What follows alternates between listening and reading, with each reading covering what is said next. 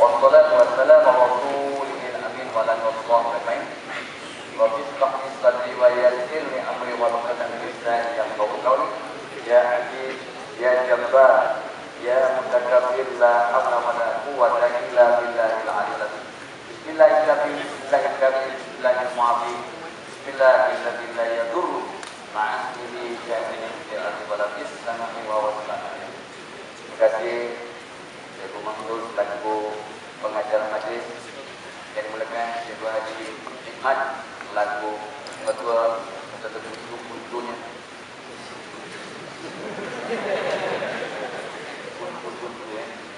buntu dekatan bahasa Indonesia di asalnya adalah konsol. Konsol ni kawan-kawan lain. Buntu ni geng-geng penyamut. Paham. Pada guru-guru tolong kanan, guru-guru, kawan-kawan, adik-adik, anak-anak belajar sekolah dengan kebangsaan tinggi katanya, ya, sekolah yang luar biasa, ya, yang diwujudkan sejak 1919. So, sekolah yang penuh tradisi. Guys, you are good, but you can be better. You are good, that's why you are here, but you can be better. So, from time to time, I speak English. Not to make you understand, just to show that I can speak English. Ada yang faham itu? Ini tak sangka, muka gaul, dia faham. Okey, lu. Saya tak faham. Itu tak faham. Saya gurau, saya cukup gurau. Saya umur 65 tahun. Memang dari jauh nampak pakai kerana hati. Saya tahu. Siapa mengatakan saya dapat pahala. Katalah kalau tadi. Budak-budak yang bukan Melayu ni tak faham pakai kerana hati. Kerana itu ustaz.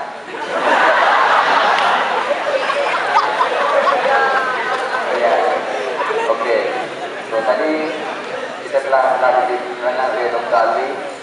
Banyak penerangan untuk para pelajar untuk membuka minda, ya, where you can go from here on, insyaAllah. Adik-adik, anak-anak, macam mana nak jadi pelajar juara? Macam mana nak jadi pelajar juara, ya? So, we are born in the best possible manner. We are born in the best possible manner, so we must achieve to that. Kita dilahirkan dengan penuh kesempurnaan. Laqad khalaqnal insana fi ahsani taqwim. Baik orang Kristian, orang Hindu, orang Islam, orang Buddhis, orang Bahai tahu bahawa Tuhan telah mencipta kita dengan terbaik. So if you think you are not good or not good enough, anda telah melawan cakap Tuhan, derhaka pada Tuhan, kurang ajar pada Tuhan.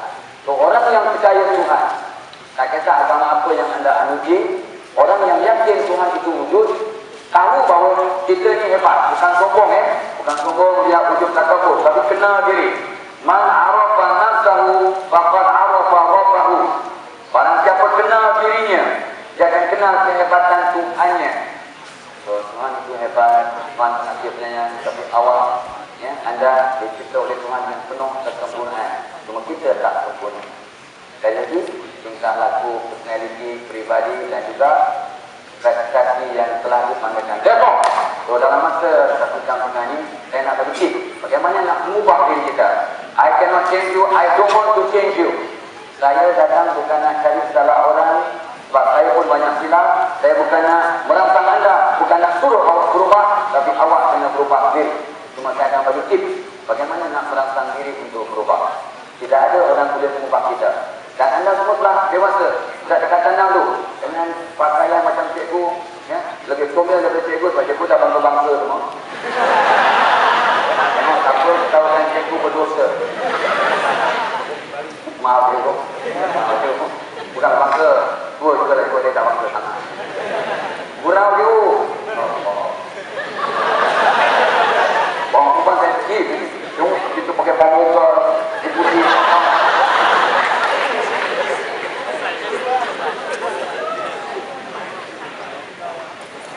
So, bila kita buka hati, kita cuba nak buka hati anda sekarang, barulah buka minda.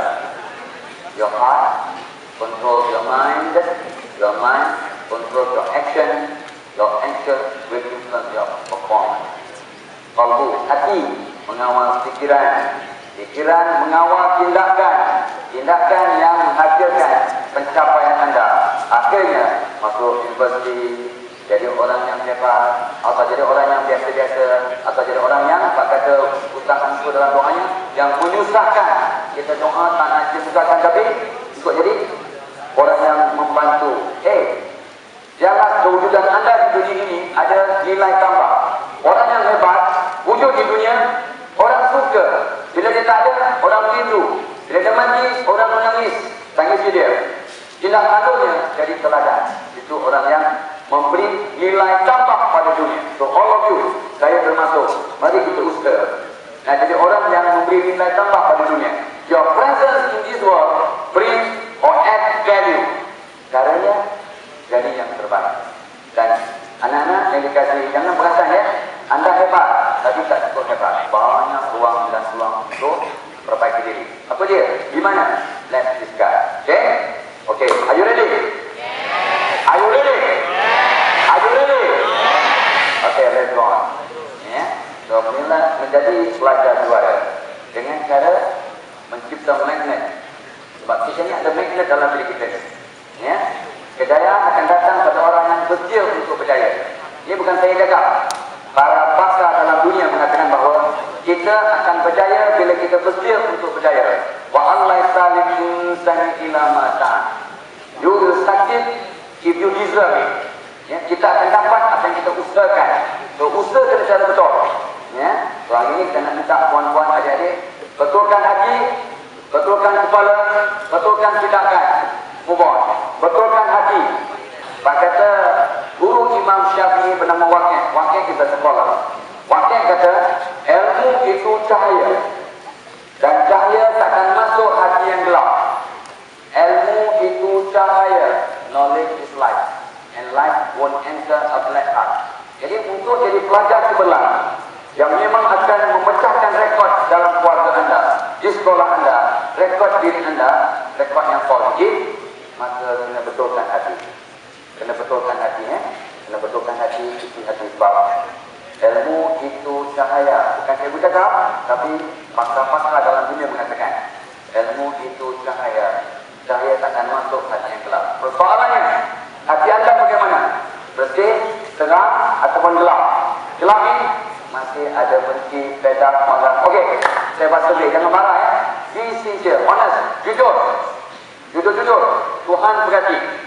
Angkat tangan pelajar. Yang tahun ini tidak ada seorang pun guru yang dibenci. Tahun ini seorang cikgu pun tak menyampah, tak pedap, tak benci. Angkat tangan. Angkat tangan. Lillah. Jujur. Berapa orang pelajar yang tahun ini jangan lepas dia mau main. Tahun ini seorang cikgu pun tak menyampah, tak pedap, tak benci. Angkat tangan.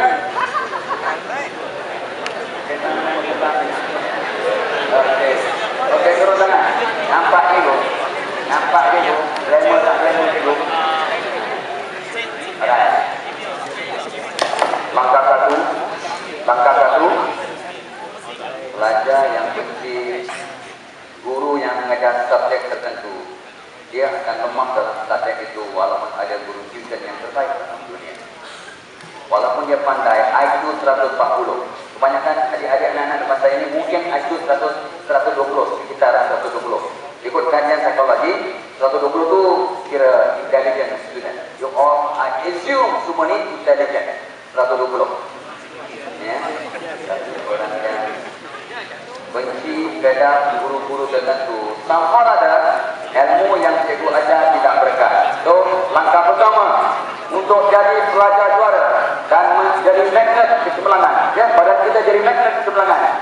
Sayangi, hormati, doakan semua guru. Sayangi, hormati, doakan semua guru. Sayangi, hormati. Sayang satu, hormat dua. Kadang kita sayang tapi hormat. Tapi langkah pertama kena sayang cikgu. Okey, ketiga. Yang ketiga, ikut kajian sains, tidur yang paling hebat untuk merangsang IQ jadi hebat, supaya jadi pandai. All of us must sleep on the right side of our body.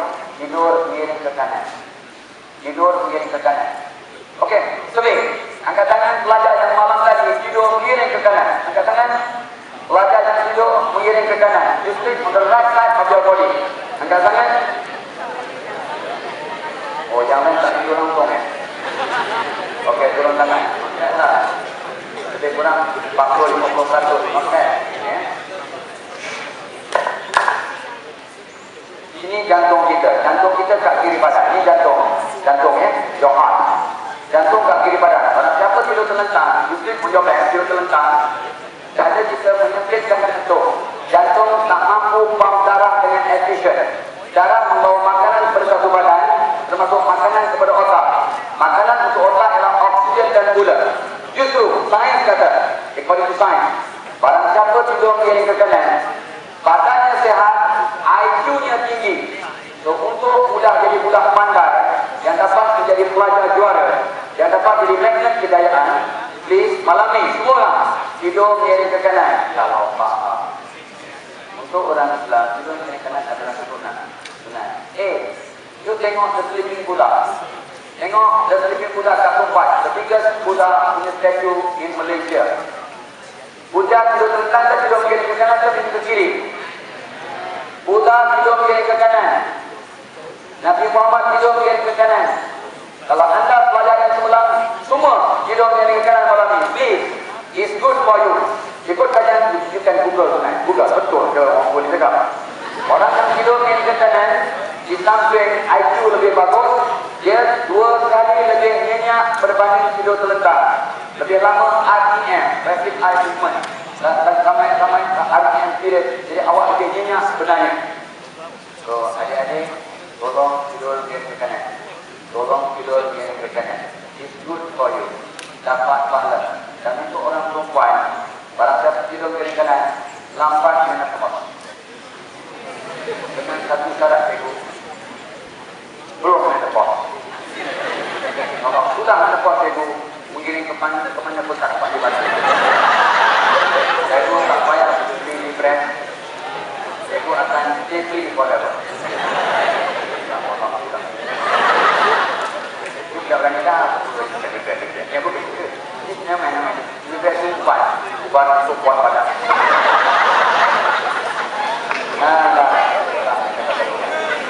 Okey, so, cukup ya, dah tidur dah.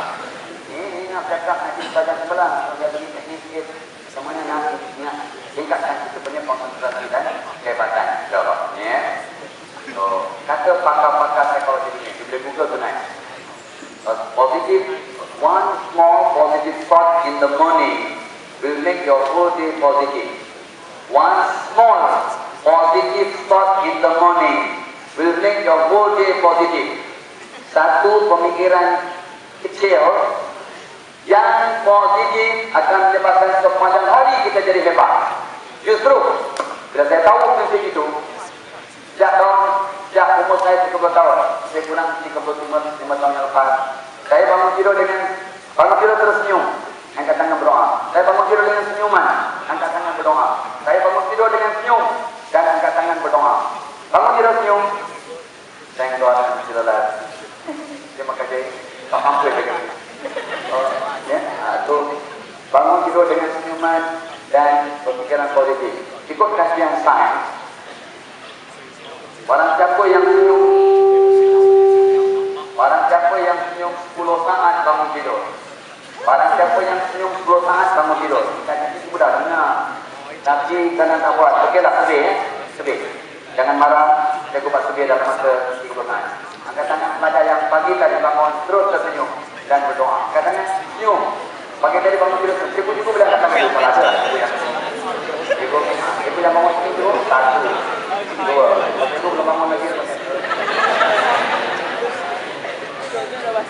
Pelajar macam adalah orang dua, cikgu ada 2 orang. Barang siapa bangun tidur dengan senyum sekolahan, sama ada senyum ikhlas, genuine, atau senyum yang dipaksa, doesn't matter, kesannya sama. Barang siapa senyum sekolahan, Tuhan akan merangsang badan kita untuk mengeluarkan satu, endorphin.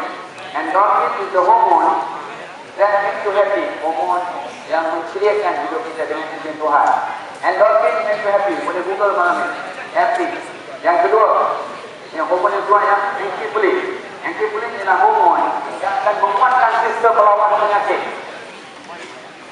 strengthen your immunity system. Katanya healthy, jalan hati healthy.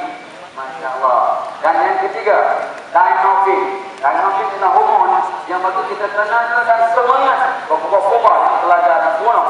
Tengok cikgu pun seronok dengan orang cikgu muka begitu. Kita seronok, orang cikgu muka begitu. Kita seronok sangat. Dia tak kata cikgu muka macam itu. Jangan ada itu. Jangan ada cikgu muka berdosa. Saya boleh, kalau saya pernah belajar di sini. Saya kurang lah, jangan tahu lah, tak boleh. Ya, dan mungkin kita hormon yang bagi kita semangat, energi dan tenaga. Apa kata sahabatnya dalam ini yang awak ada jumpa di internet? Orang bahagia mungkin tak senyum. Orang yang senyum pasti bahagia. Itu kajian satu dunia. Orang yang bahagia mungkin tak senyum. Orang yang senyum pasti bahagia. Ekstra senyum, hospital bahagia. Tak ya? Tak boleh yang penting bahagia. Yang penting bahagia rentok. Ya, okey. Stop. Sebelum tidur dah faham. Waktu tidur dah tahu. Bangun tidur dah tahu. Okey. Barang siapa masuk bilik air dengan kaki kiri. Barang siapa masuk bilik air dengan kaki kiri, dia akan merangsang otak kanan. Otak logik, otak sastra, otak out of the box, otak iman, otak kanan. When you enter your toilet positively with understanding and you concentrate focus, langkah kaki kiri, otak kanan terangsang. Keluar bilik air, kaki kanan. Otak sains, otak matematik terangsang. Senangnya, tengok cara kecil. You move your right hand, you move your left hand. You move your right hand. Sebenarnya bila move your right hand, your left brain is stimulated. Dan you move your left hand, your right brain is stimulated. Kalau move both hands, both brain are stimulated. Awak jadi hebat. Awak jadi hebat, awak jadi cemerlang. Dan jangan tidur ini. Ya? Okey. Siapa yang pagi tadi sebelum datang sekolah, dia sarapan. Angkat pagi tadi, siapa yang makan sarapan breakfast before coming to school? Angkat tangan. Yang breakfast before coming to school. Alhamdulillah, majority ya. 70% breakfast. Okey. Barang siapa makan buah-buahan sebelum sarapan. Barang siapa makan buah-buahan sebelum makan tengah hari. Barang siapa makan buah-buahan sebelum makan malam. Badannya akan jadi alkaline. Barang siapa yang badannya alkaline, tidak ada penyakit boleh tinggal dalam badannya. Therefore, pelajar yang belum sarapan pagi makan pisang, makan watermelon atau sebarang buah. Tadi saya makan buah mangga, saya makan buah mangga, saya dapat saya my favorite buah mangga atau buah-buah yang dalam mesin. Saya makan buah mangga and then secawan air dan sepotong roti. Saya makan buah semasa perut kosong. Kalau panjang umur saya makan sehari, saya makan buah dulu, and then makan nasi. Kalau panjang umur saya makan malam, saya makan buah dulu, saya makan nasi. Dan tolong makan malam sebelum matahari terbenam. Pelajar yang hebat makan malam sebelum matahari terbenam. Pelajar yang hebat nak jadi pelajar juara, makan malam sebelum matahari terbenam, sebelum maghrib. Kenapa? Bila matahari sudah terbenam, enzim dalam badan kita 50% efficiency, tak efficient. So, 80% pada Melayu dan India main survey di Malaysia. 80% pada Melayu dan India makan malam 8 hingga 9 malam. Matahari dah terbenam. So, bila makan malam pukul 8, penghazaman akan sempurna sekitar pukul 10. When the digestion is not complete, you cannot concentrate and study. Pak kata Umar Al-Khattab radhiyallahu anhu, when your stomach is full, your mind is empty. Kita kalau lepas makan, mana boleh study? So, semua pelajar, jangan nak sebelang, makan malam sebelum maghrib. Pesan pada mak, bincang dengan keluarga. Mak kata, mak boleh lewat di mana tak lepas. Kalau mak lewat, mak cari mak balik-balik. Moga mak perangai ayah, ya. Jangan saya kata dia akan belajar untuk bercampur satu hari nanti. So, saya bilang tadi, saya kata tadi, kita nak berubah kerana kita maintain 40 hari. Dengan izin Tuhan, ada hadis. Barang siapa taat perintah Allah selama 40 hari berturut-turut, maka akan wujud hikmah dalam hatinya melalui lidahnya. Hadis sahih. Ya, riwayat Abu Dawud dan Abu Naim. So, persoalannya kalau dah keluar lagi, dia tinggal di sana ya. So don't worry. Tuhan Maha Pengasih, Maha Penyayang. Ada orang 40 hari boleh berubah. Ada orang sebab keberkatan masa berkat baru 10 hari dia berubah tak jadi tabiat. Sebab berkat maksudnya kenapa berkat? Dia masukkan dalam doanya. Setiap hari dia bilang, wahai Tuhan, aku nak berubah. Sebut perubahan-perubahan tu. Aku nak bangun awal, aku nak bangun dengan senyuman. Aku nak sembahyang taubat setiap malam. Mungkin Allah biatul, dia kena istiqarah setiap hari. Sebab dia budak pandai, tapi susah nak buat pilihan. Dia banyak dilema. Macam mana saya tahu? Memang itu kerja saya. Dan dia pun menangguk tadi. Sebab saya telah mengkaji manusia selama 40 tahun. Saya kaji manusia. Dengan pandang wajahnya, saya kenal pribadinya. Dengan bertanya satu dua orang saja. Ini kaedah untuk mengenal manusia. So, dia tak susah. Nah, dengan sains, ya, dengan sains. Okey, ini budak tegas, perasaan bagus. Ya, ini agak lembut hati. You kalau kahwin takut bini.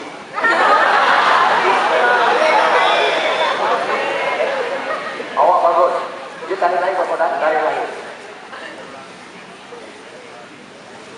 Nah, tapi dia kekerasan lagi sebab ini hormon testosteron tinggi. Jadi orang yang kuat, orang bersemangat ya. Tapi awak pun lebih careful ya. Awak pun betul berhayal, berperasaan. Awak cepat boring. Siapa nama? Hodulmen. Oh, Hodulmen. Dwayne. Oh, ya. Dwayne ni tuan apa maknanya? Nah, ibu tak apa. Tak, because nama kita ada kesan pada peribadi kita. Cikgu Rizal, ya. Ustaz, apa tadi cikgu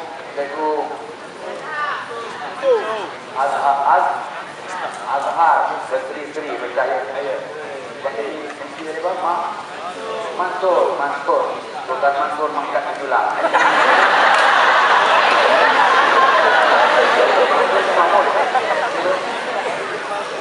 Sultan Mansur termamut mangkat menjulang. Sultan Mansur terbaik anak. Allah. Okey. Kalau kemudian ya, kita berubah sebaik-baiknya 40 hari. Tapi Robiatul bertanya, kalau 2 hari je kita dah kantor ikat ketiga atau 2 hari, what happen? Don't worry, just continue.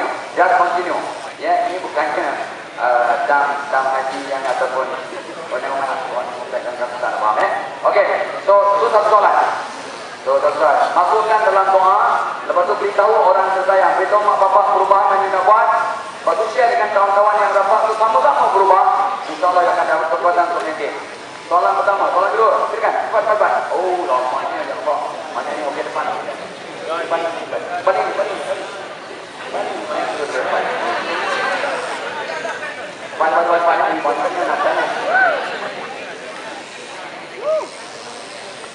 jangan tutup. On kan.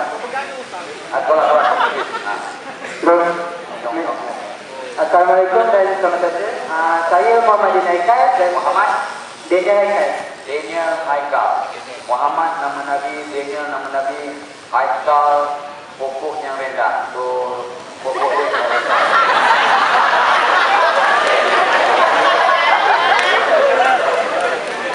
Anak berapa Muhammad Daniel Haikal? Anak ke berapa? Anak sulung. Anak sulung kalau kurang ni baik. Anak sulung memang bertanggungjawab tapi manja ngada-ngada. Nampak? Buktinya tu manja. Okey, lagi bulan gandul. Okey, orang yang tegas tapi dia mudah dan kecil, mudah menangis. Tengok kita bumbu boleh nangis. Kita bumbu nangis. Okey, Muhammad Daniel Haikal, your question please. Soalan saya macam setiap orang lagi pelbagai tanya hidup. Jadi macam kita nak jadi keadaan menang kena maafkan orang. Macam mana kalau kita lagi benda yang susah dan suka nak maafkan orang? Apa cara untuk kita maafkan orang walaupun susah? Wow, I like that question.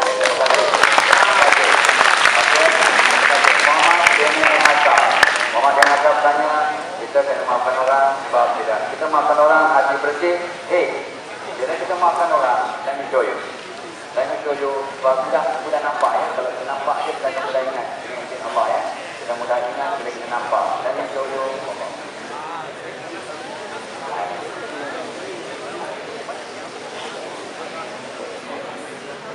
Ikut kajian saya di Malaysia, kurang 3% orang di Malaysia yang maafkan semua orang sebelum tidur. Cuma 3% orang di Malaysia maafkan orang kata malam sebelum tidur. Rugi ya? 50%. So, saya telah bercakap di Malaysia ini untuk maafkan semua orang sejak 20 tahun yang lepas. Di radio, di TV, di kabar penat tahu. Tapi saya tak akan menjibak, saya akan cakap sampai saya meninggal dunia. Maafkan semua orang sebelum tidur. Hadis, barang siapa maafkan semua orang sebelum tidur, Tuhan buka pintu surga, tutup pintu neraka, buka pintu rezeki. Soalan Muhammad Daniel Haikal, ya. What if kita kadang-kadang susah nak maafkan orang? Ingatkan diri kita. Bila kita maafkan orang, saya sebut jadi ulang balik. Bila kita maafkan orang, hati kita bersih. Nombor 2, fikiran kita tenang. Nombor 3, badan dan jiwa kita sehat. Nombor 4, muka kita comel, insyaAllah, awet muda. Nombor 5, hati bersih, doa makbul. Dan kita akan cari hidayah dari Tuhan. So, what is the problem here? The problem is kadang-kadang kita ni susah nak maafkan orang. Maka pertama, pujuk hati dengan lepas bayang semua orang. Islam, Hindu, Kristian, Buddhis. Wahai Tuhan, lepaskan hati aku untuk mudah maafkan semua orang dalam dunia. Doa untuk lepaskan hati. Qala rabbukum ud'uni astajib lakum. So, langkah pertama nampak klise, nampak macam sikit doa. Jangan underestimate the power of doa. So, wahai Tuhan, lepaskan hati aku. Satu, sebenarnya Nabi lepas maghrib akan baca satu doa. Di antara banyak doa Nabi, satu yang baca Allahumma alghini bil ilmi wa zayyini bil hilmi wa akrimni bil taqwa wa jannibni bil afiyah. Wahai Tuhan, Allahumma kayakan aku dengan ilmu. Wahai Tuhan, hiasi diriku wa zayyini bil hilmi. Hiasi diriku dengan lemah lembut, sopan santun, lemah lembut, termasuk pemaaf. Wa akrimni bil taqwa, muliakan aku dengan takwa. Wa jannibni bil afiyah, cantikkan diriku dengan kesihatan, dengan afiat. Ya. So, Nabi yang maksum pun berdoa untuk lembut hatinya, mudah jadi pemaaf. Satu. Nombor 2, kita mati nak masuk syurga. Muhammad Daniel Haikal, macam mana awak nak masuk syurga kalau ada orang yang awak buat silap tak maafkan awak? Awak tak boleh masuk syurga, tak boleh. Sebab dosa kamu pada orang, kamu kena minta maaf, dia kena maafkan you. Macam mana orang nak maafkan you kalau you tak maafkan orang? What goes round comes round. Angkat tangan pelajar yang tak pernah mengata ahli politik. Angkat tangan tak pernah mengata ahli politik. Angkat tangan. Saya begitu, yang tak pernah mengata ahli politik. Angkat tangan je, Bu. Dia pilih kipas-kipas dia angkat tangan. Okey, angkat tangan pelajar dan cikgu yang tak pernah mengata akis, termasuk Fadilah Kamsah. Nampak? Apa maksud kenapa dia tanya soalan fikir ni? Sebab awak mengata orang dosa besar. Macam mana awak nak minta maaf kat ahli kat polis, kat ahli politik yang awak umpat? Muhammad Daniel Haikal, kamu tak akan masuk syurga kalau orang-orang yang kamu umpat tak maafkan awak. Untuk pastikan Tuhan rangsang mereka untuk maafkan awak, awak kena maafkan orang. Semua orang. Wahai Tuhan, ini doa saya malam tadi. Contoh, wahai Tuhan, aku maafkan istriku, anak-anak, mak bapak, adik-adik dan kawan-kawan video-videoku. Aku maafkan semua orang dalam dunia. Jadikan semua orang dalam dunia makan aku sebagai. Itu doa saya malam tadi. For the past 35-40 years ago. Ini bukan kata kosong, bukan sombong, bukan riak, ya, sebagai contoh saja. Soalan Muhammadiyah Haikal, ya, macam mana nak pujuk hati untuk maafkan orang? Yes, it is not easy. So remember, you may die tomorrow.